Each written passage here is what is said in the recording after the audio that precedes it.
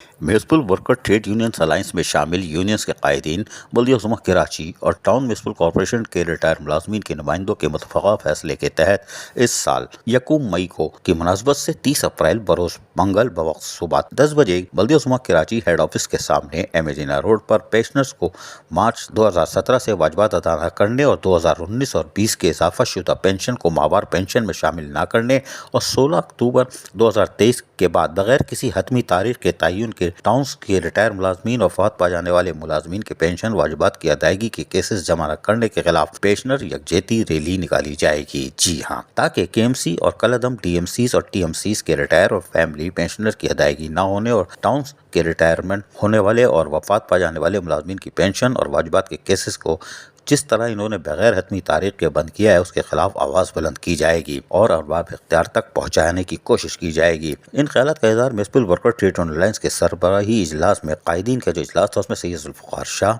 गुल इस्लाम, राजा आसिम शहजाद, जावेद बिलोच, सिंधु मंजूर तनोली, अब्दुल अजीज, मीर बिलोच और इलियास सिंधु, अब्दुल हमीद ऐवान, बनारस जदून, इमरान अली, अब्बास अहमद और दीगर ने किया। इस मौके पर कलअदम डीएमसीज यानी कि बल्दिया जनूबी और ईस्ट के सॉलिड वेस्ट में काम करने वाले मुलाजमीन को वापस टीएमसीज में भेजने के फैसले की भरपूर मज़ामत करने का भी फैसला किया गया। इस सिलसिले में अलायंस से बाहर की यूनियन से भी राब्ते का फैसला किया गया है। इजलास में आलमी यौम मजदूर के दिन के मौके पर बल्दियाती मुलाजमीन से होने वाली ज़्यादतियों पर भरपूर आवाज़ उठाने का ऐलान किया गया है। अजीज आरिफ, KBS बल्दियाती न्यूज़ कराची। ऐसी ही खूबसूरत वीडियोस फ्यूचर में हासिल करने के लिए रेड बटन पर क्लिक करके और बेल आइकॉन को प्रेस करके हम सबके सब्सक्राइबर बनना मत भूलिए।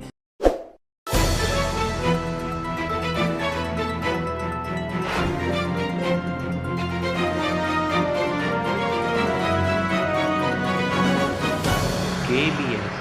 बल्दियाती न्यूज़।